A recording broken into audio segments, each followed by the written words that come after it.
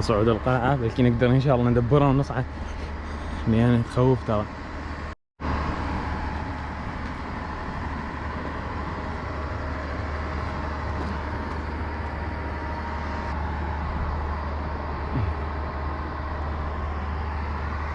تعبت من الصعود، بنفس الوقت جبت معلومات مرتبة حتى اقعد احكيها هنا. قلعة باش طابية تقع بالجانب الايمن لمدينة الموصل على ضفة نهر دجلة، اللي هو هذا نهر دجلة، هذاك الجسر الخامس، وذاك اللي هناك الجسر الثالث بس ما دا يبين. وسميت باش طابية اسم باللغة التركية قديم، يعني برج القلعة او القلعة الرئيسية، ووقتها انبنت تقريبا صار لها اكثر من 1200 سنة، فالوضعية تخوف هنا، دير بالكم. انبنت تقريبا عام 135 هجرية حسب ما قريت، وهنا الدفتر موجود، الباحة طلعته على الانترنت وهذا الحكي سمعته. بنفس الوقت تعتبر من ابرز معالم مدينة الموصل. بصراحة اني من الموصل، هاي الي اول مرة اجي هنا اني. منظر كلش حلو، تقريبا الجانب الايسر كله يبين منا من هاي الجهة يعني. ذاك جامع صدام الكبير تذكرون وقت صورته، ذيك السيارة هناك. فخلينا نصعد لي فوق بعد ونشوف. وبوقتها حاصرها نادر شاه هو والجنود ماله، تقريبا كان معاهم 700,000 جندي، وما قدروا لمدة 42 يوم حسب الروايات اللي سمعتها. فهذه اعتقد ابواب السور كانت موجودة. عائلة حبايب قلبي، يا الله. أوه.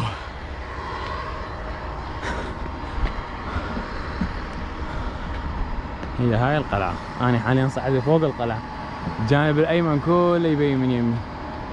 يجون هنا زوار، الناس تخلي السيارات مالها جوا بعدين تصعد فوق. علم العراق يعيش هكذا في علوين أيها العلم. أسوار القلعة.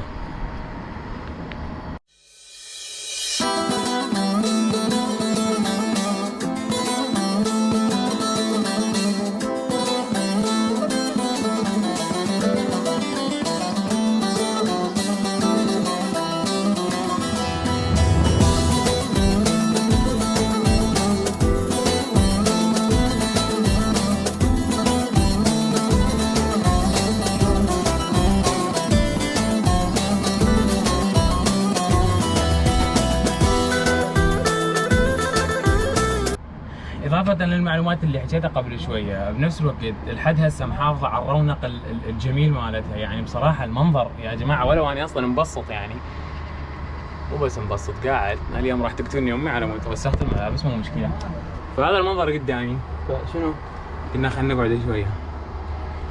وبنفس الوقت إيش؟ يعني يا هيئة الاستثمار، يا حبايب قلبي، يا ما أعرف إيش، والله حرامات هاملينها. ترى هذا يعني يعتبر فد أولا هم قديم وأثري. بنفس الوقت يعني واحد اذا يستثمرها يجون سواح، يجون شيء مثلا ابسط شيء، يعني ما له مثلا يعني نقول لكم سووا اخر موديل ودخلوا بمتحف، لا، بس مجرد شويه ترتيب تنظيف خلاص. حتى الدخوليه تقومون تقدرون تسووها بفلوس، تستثمرون الفلوس مالت، يعني مو فد شيء. حرامات هالمنظر هذا الجميل. اعتقد هذا الممر يمكن اللي كانوا يسوون به شو اسمه، ينشرون عليه يعني الملابس، يخلون حبل من الملابس وينشرون عليه الملابس، يعني اعتقد هيك. انا جاي اصور وشفت شغله لفتت انتباهي لي. هذا قبل شوي قلت لكم على بس احد يتدخل بيها، انه مثلا استثمار شغلات ترتيبات، لان اصلا صاير بيها زحف. يعني هاي مشقوقه من النص، واضح من النص مشقوقه. يعني لا سامح الله يجي واحد يقع شيء، يظل الاحتياط. فايش نسوي احنا؟ شط ورد ياب.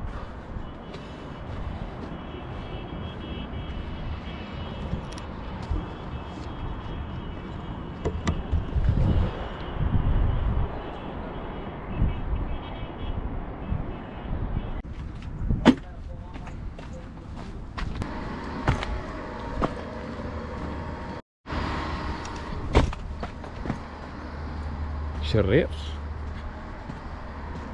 جديات فد شي ترى. ها والله انا اول مره اجي بصراحه وكلش تونست، رغم انه ما كل احد، بس بواحد يطيب. اقول لكم نصيحه، واحد اذا يريد يسافر يروح يتونس او يطلع، خلي يروح بوحده احسن له. ليش ما اعرف، لا احد يسالني.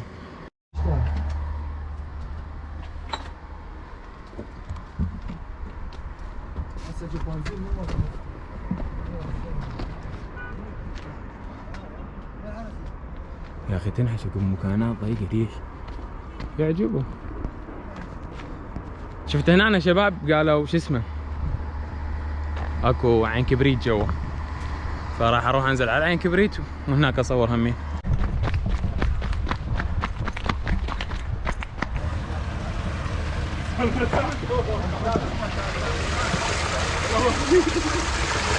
عين كبريت تعبت والله. المي دافي رغم انه الدنيا شتاء لكن المي دافي. نفس الوقت كانوا يستخدمون الطين علاج. اكثر اهل الموصل يجون يستخدمون الطين علاج الامراض الجلديه وما الجلديه وهاي الشغلات. لما الدنيا شتاء كان شوي نزلنا سبحنا.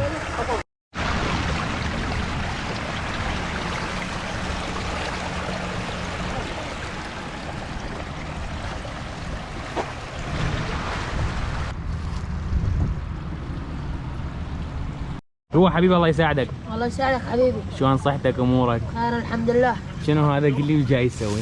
هذا علق بلى للبشرة، وثاني شيء نستعمله الحساسية او الاكزيما الصدف. شغلات ما جلدية. احنا عندنا بالمصلاوي. بلى شغلات ما جلدية وما جلدية. نعم. وترجع تذوب ولا شلون؟ هذا نمسكه هالشكل نخليه هالشكل. عالجسم. هذا يسمونه علق دحق. بلى هذا يرطب الجسم يخليه بيضاء. حياتي انت الله يوفقك رحم الله والديك. مايك بغيت يصير بعد احلى. تسلم لي حبيبي. حبيبي الغالي الله يوفقك.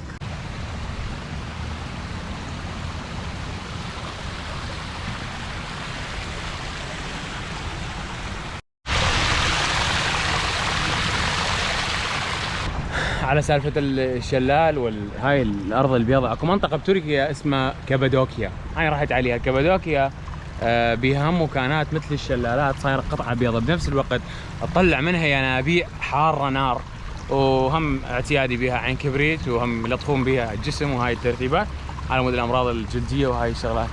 بس جديات أنا بصراحة أول مرة أجي غير، لكن يعني من صدق تفاجأت، بس مجرد إرادة ترتيب وتنظيف خلاص كل شيء ما يحتاج.